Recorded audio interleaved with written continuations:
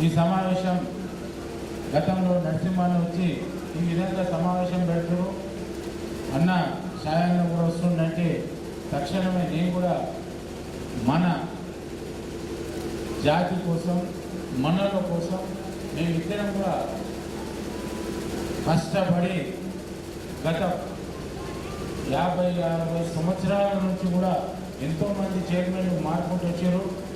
కానీ ఇప్పటిదాకా చెప్పినటువంటి షాయన్న ఇప్పటిదాకా ఒక లెక్క ఇప్పటి నుంచి ఒక లెక్క అనే తనలో 100% మన జాతికి మన ఫిషరీస్ సొసైటీల వాళ్ళకు మేమిద్దరం కూడా దండగా ఉండి ఏ రాత్రి అయినా రావచ్చు, ఏ పగలైనా రావచ్చు, ఏ అవసరం పడ్డా మా ఇద్దరి దగ్గర అన్నదానికి వస్తే మా దానికి వచ్చినట్టు, మా దానికి వస్తే అన్నదానికి వచ్చినట్టు మేము మీకోసమే మమ్మల్ని నియమించడం ప్రభుత్వం పెద్దలు రేవంత్ గారు మమ్మల్ని మనల కోసం పనిచేయడానికే మాకు అవకాశం ఇచ్చారు. ఎందుకంటే ఎంతోమంది ఉన్నారు మన కులాలలో, కానీ మాకే ఇచ్చినట్టే మా మీద నమ్మకం ఉండి మీకు సేవ చేస్తామనే ఉద్దేశంతో మాకు అప్పచెప్పారు. చెప్పిన బాధ్యతని సక్రమంగా చేసి నిరూపించుకుంటాం.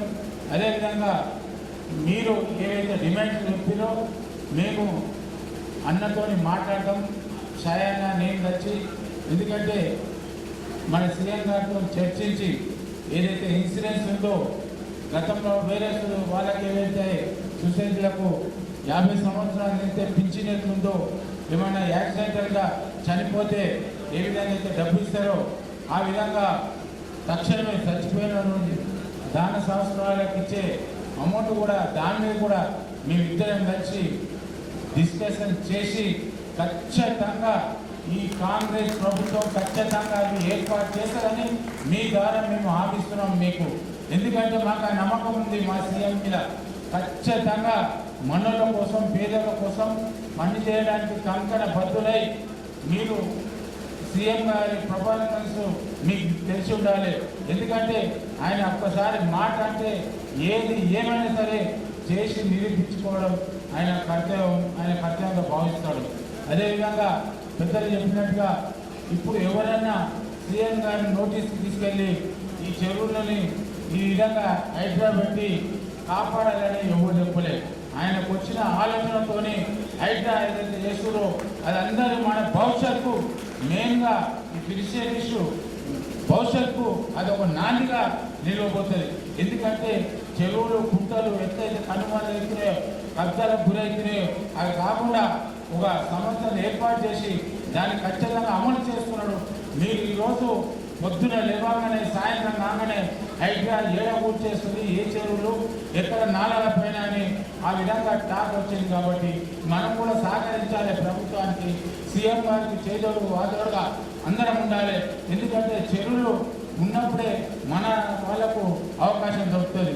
అదేవిధంగా మీరైతే సీడ్ సప్లై గురించి చెప్పారో అన్న ఖచ్చితంగా నిర్ణయం తీసుకుంటాడు. మీ అందరితో సమావేశమై ఖచ్చితంగా నాణ్యతమైన సీడు ఏర్పాటు చేయడం.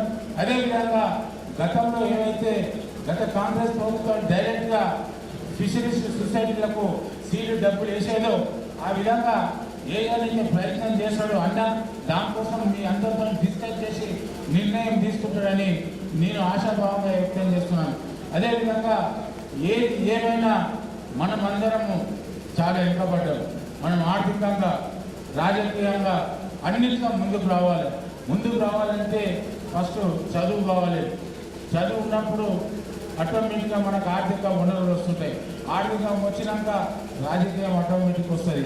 మనం చాలా వెనుకబడ్డాం. ప్రతి దాంట్లో ముందేయడానికి ప్రయత్నం చేయాలని మీ ద్వారా నేను కోరుతున్నాను. ఎందుకంటే అవకాశాలు ఎవరు కూడా ఇంట్లో కూర్చుంటే ఎవరు వచ్చి ఇయ్యరు. మనం అడిగితేనే మన అమ్మాయిన పక్కన అన్నం పెడుతుంది. కాబట్టి మనం అడగాలి, తిరగాలి, కష్టపడాలి, సాధించి తీరాలి మీ ద్వారా నేను కోరుతున్నాను.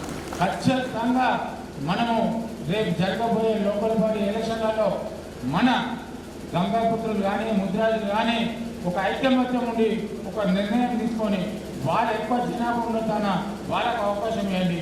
మనం ఎక్కువ జనాభా ఉంటున్న మనం ఆ విధంగా కమిట్మెంట్తోని పని చేసుకుంటూ పోతే సాధించేది ఏమి లేదు. ఖచ్చితంగా సాధిస్తామని తెలియపడుతున్నాం. మా ద్వారా మీకేమన్నా అవకాశాలు మాతో మీకేమన్నా పని ఉంటే ఖచ్చితంగా ఫోన్ ద్వారా కానివ్వండి, మీరు ఎప్పుడైనా మా దగ్గరకు వచ్చి పని తీసుకోవాలని కోరుకుంటూ మనం ఈ ప్రభుత్వానికి మంచి పేరు తెచ్చే విధంగా రేపు లోకల్ బాడీలో కూడా ఈ కాంగ్రెస్ పార్టీకి నిలబెట్టిన వాళ్ళకు గెలిపించుకొని మన కాలేజ్ ఎగిరేసే విధంగా ప్రయత్నం చేయాలని కోరుకుంటూ ఈ అవకాశం ఇచ్చిన అందరికీ కూడా ధన్యవాదాలు చెప్తూ జై హింద్.